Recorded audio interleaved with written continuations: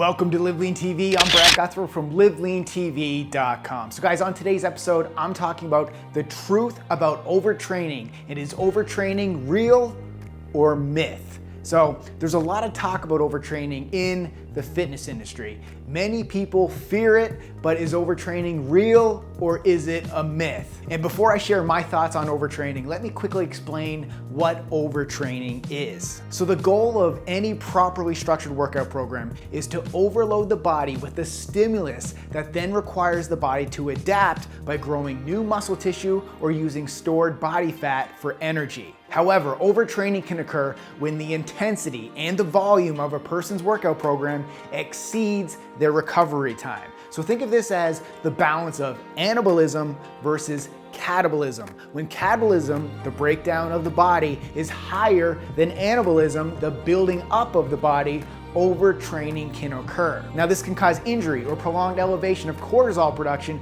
which doesn't allow the body to have sufficient time to rebuild, so the body continues to break down further. So once you're in overtraining mode, the person most likely stops making progress and can even see a decrease in their strength, their muscle, and their fat loss levels. So when it comes to making strength and muscle gains and even fat loss, progress is not always linear. So what I mean by this is just because you lost 10 pounds in the first month of your training, it doesn't mean you will continue to lose 10 pounds every month moving forward. There is a point of diminishing returns. So in other words, by adding in more workouts or increasing the length of your workouts, you'll eventually hit a point where the more you do doesn't equal greater results. So the reason for this is recovery. As I mentioned earlier, overtraining occurs when you don't provide your body with enough time to properly rebuild and recover. But here's the good news. For 99.93% of you who are watching this video, you'll probably never experience overtraining. And that's why there's always this debate on, is overtraining real or is it just a myth? Because overtraining can be real, but you'd have to be training with way more intensity. In other words, heavy loads, heavy weight, more volume, in other words, number of sets and reps per workout, and less recovery than 99.93% of the population. So if you're doing hardcore 2-a-day workouts every day for months with long periods of cardio in the morning, then heavy lifting at night, combined with poor diet, little to no sleep, then you may be close to entering the overtraining zone. However, if you're following a properly structured workout program with a schedule for your workouts, eating enough calories and protein, and getting sufficient sleep, you have nothing to fear about overtraining. So let's talk about overtraining 101 guidelines. So follow these guidelines to ensure you don't overdo it with your workouts and lack of recovery. Number one, the question is, how many times should you work out per week? So guys, this depends on your current fitness level, the quality of sleep that you get, and your nutrition level, because for some people, including myself, I can work out every day and continue to get great results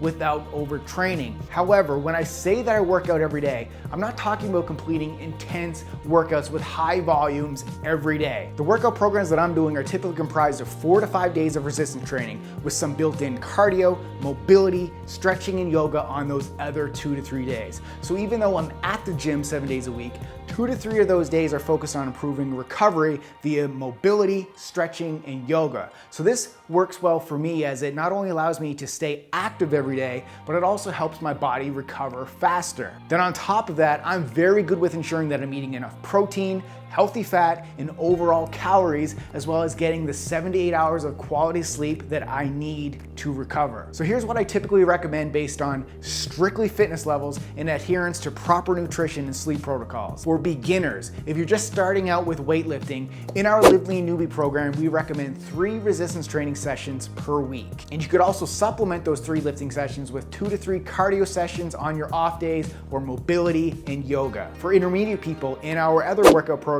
such as Live Lean Mass or Live Lean Afterburn, we recommend 4 resistance training sessions per week. So the increase in sessions is due to the fact that your body is able to take on the additional stimulus and can handle the extra work because you're more experienced. And then cardio and mobility and yoga could also be done on those off days. And then for our advanced trainees, I'd recommend 4 to 5 resistance training sessions for advanced lifters. And then once again, just like I do, incorporate the yoga, the mobility, the stretching, and your cardio on those off days. So guys, as mentioned earlier, proper sleep and nutrition also plays a huge role in increasing your recovery times. Another thing, age. So typically the younger you are, the more frequently you'll be able to train without issues of overtraining. When you get older, your recovery period slows down, so it takes your body longer to properly repair and be ready for the next training session. All right guys, let's move on to signs of overtraining. So number one would be a lack of appetite, or in some cases, an abnormal increase in your appetite.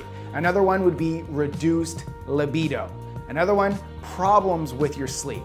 Then you could have reduced strength, constant feelings of muscle soreness, inflammation, and overall just general fatigue, and then reduced immunity as well, so you seem to get sick a lot, and then you have constant irritability and bad mood. So if you're training hard in the gym and beginning to experience some or all of these signs for an extended period of time, you may be entering the overtraining zone. So if you are, I'd recommend you take a few days off from your gym and rest, or just follow a deload week where you lower the intensity and the volume of your workouts. So typically after a few days of rest or that deload week, your body gets the necessary time to properly recover, thus allowing you to go back to your normal training protocols. So a few other tips to avoid overtraining is to try not to increase the intensity and the volume of your workout at the same time. So if you increase the intensity of your workout, ensure you lower the number of sets and take longer periods of rest between sets. Also ensure you get at least 7 hours of quality sleep every night. And ensure you eat a well-balanced diet including sufficient calories and foods high in protein. And then another one is you could supplement with glutamine. Now, training can cause a drop in muscle pH, which then causes the body to pull glutamine from the muscles, which causes further muscle breakdown. So when glutamine is depleted, it can reduce your immune system and cause post-workout muscle soreness. So if you experience those things, supplement with glutamine. So here's the bottom line, guys, on is overtraining real or a myth?